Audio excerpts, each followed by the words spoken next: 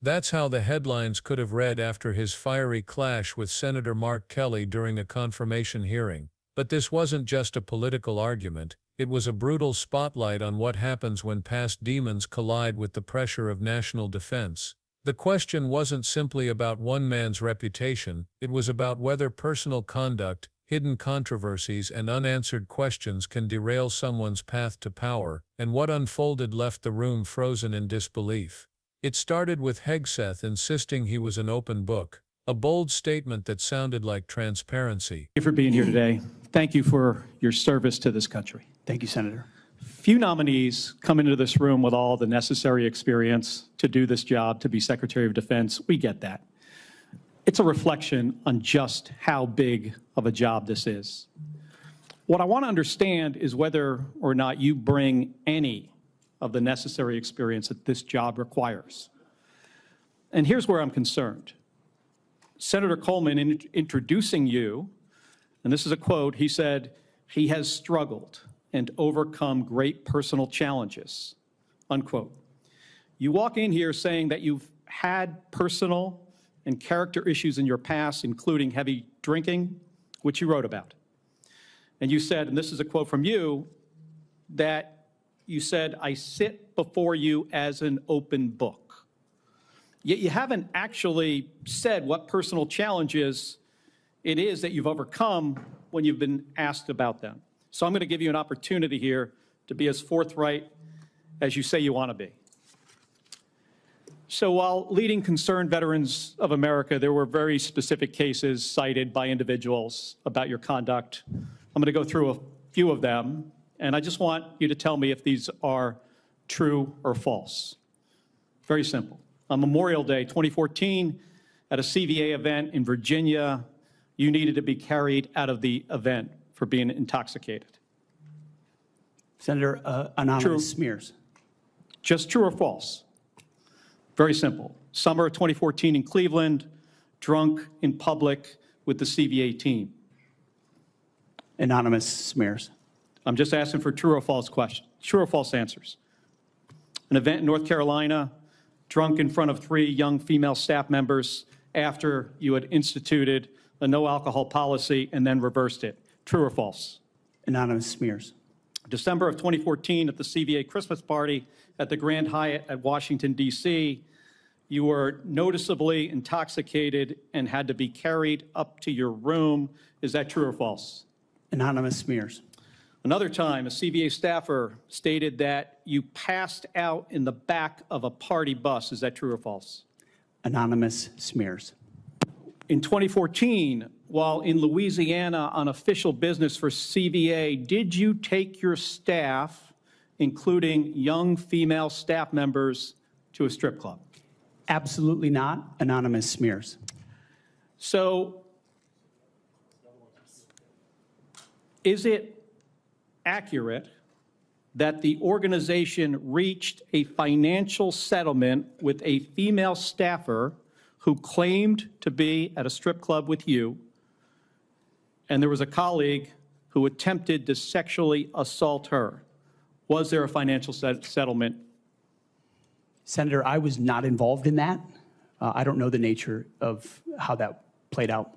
But you understand there was a financial settlement for a young female staffer who accused another member of the organization, not you, of sexual assault in a strip club. We have multiple statements on the record referring to that. But you claim you were not there when that occurred. Absolutely not. Now, the behavior I cited, if true, do you think that this behavior of intoxication, going into these type of establishments, women on your staff being so uncomfortable that they have to file these sort of harassment claims, do you think this is appropriate behavior for a leader? Senator, the overwhelming majority of anyone who's worked for me, including the on-the-record statements that have been submitted to this, with their name on it, on the record, men and women who worked with me every day, are the overwhelming preponderance of evidence that testify to my leadership and professionalism in leading Vets for Freedom and Concerned Veterans for America. My Okay. leadership has been completely impugned on these veterans organizations that did fantastic work. Mr. on behalf Hegseth, of the I'm not men even and gonna women go fighting into the- overseas I'm not even and gonna go into advocating, the and we managed our accusations. financial books with integrity across the board. How many people, everybody who runs a campaign. I have limited time. I'm not going to get into the accusations that come from Fox News. I know you have some of your Fox News colleagues here. There were multiple instances of accusations against you about drinking on the job. All coming anonymous, in. all false, all refuted by my colleagues who I worked with for 10 years at 6 a.m. to 9 p.m. and everything The in challenge here between, for me, and Mr. said Hegseth, they've only seen me be professional is when there is every discussion single time. about personal challenges, and you admittedly had issues with heavy drinking. It's hard to kind of square this, to square the circle here. It's kind of a difficult thing to do. Let me ask you if I have about 90 seconds left here. If you had to answer these questions about sexual assault against you and your drinking and your personal conduct, would it have been different if you were under oath? Senator, all I'm pointing out is the false claims against me. Okay, I take it you do not want to answer that question. I walked into this hearing this morning concerned that you haven't demonstrated adequate leadership in your civilian roles. And this is a dangerous world we're living in here. And America cannot afford a Secretary of Defense who is unprepared for that mission. I'm going to leave with concerns about your transparency. You say you've had personal issues in your past, yet when asked about those very issues, you blame an anonymous smear campaign, even when many of these claims are not anonymous. Which is it? Have you overcome personal issues, or are you the target of a smear campaign? It can't be both. It's clear to me that you're not being honest with us or the American people because you know the truth would disqualify you from getting the job. And just as concerning as each of these specific disqualifying accusations are, what concerns me just as much is the idea of having a Secretary of Defense who is not transparent. Thank you, Mr. Chairman. I yield back my 2 seconds. Thank you, Senator Kelly. But words are cheap. Kelly pressed further, asking him to explain exactly what personal struggles he had overcome. That was the moment the tension snapped. Instead of clarity, the answers were vague, evasive, and defensive. Hegseth repeated anonymous smears as if those words alone could wipe away every accusation, yet the irony was impossible to miss. Calling yourself an open book doesn't mean much if every page is blacked out. Viewers watching couldn't help but ask, what's he hiding? The accusations weren't light, they stretched back years and painted a disturbing picture.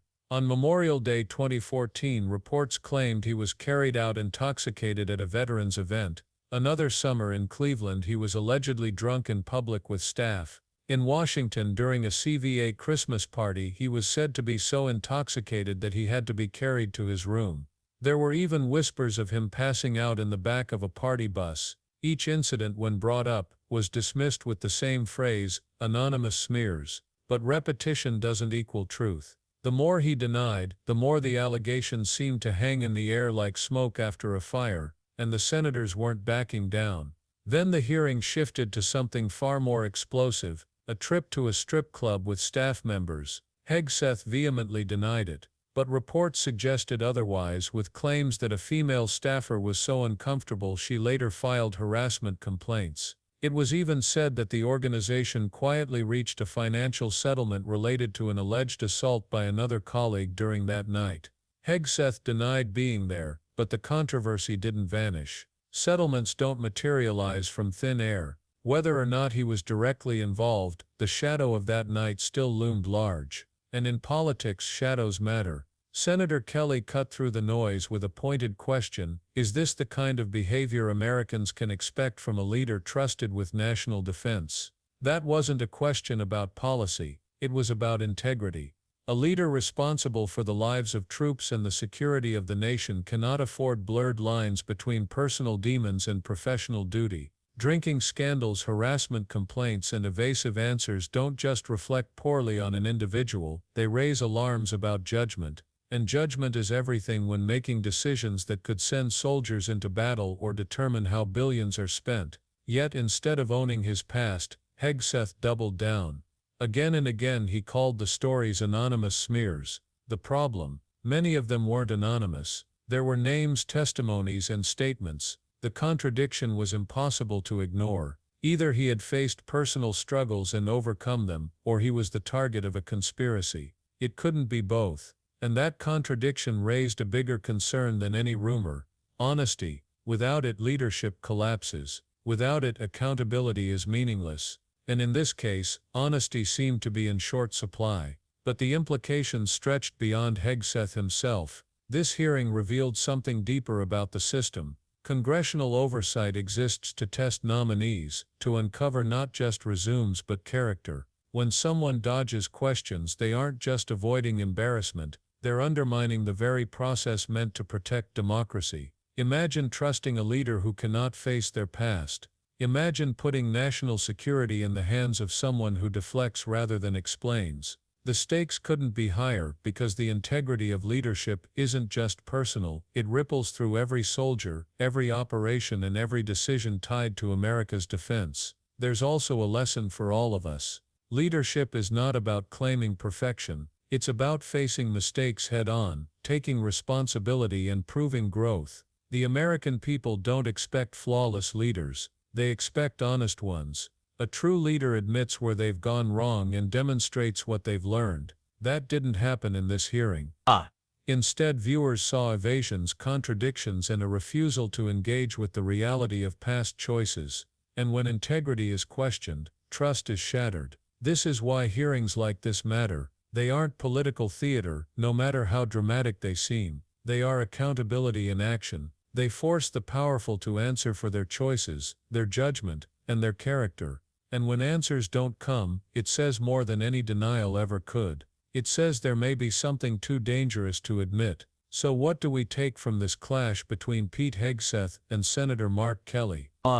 We take a reminder that leadership is more than titles, more than political loyalty, more than ambition. It's about integrity, accountability, and the courage to confront uncomfortable truths. Without those, even the most decorated resume can crumble. And that's the bigger question. If this is how a nominee handles pressure in a hearing, how would they handle pressure when lives are on the line? When a decision must be made in seconds, not hours. When the choice could change history. These hearings aren't just about individuals. They're about whether America can trust the people sitting in its highest offices. The American people deserve transparency. They deserve honesty. They deserve leaders who don't run from their past, but prove they've grown beyond it. And until that standard is met, every denial, every deflection, every anonymous smear will echo louder than the truth.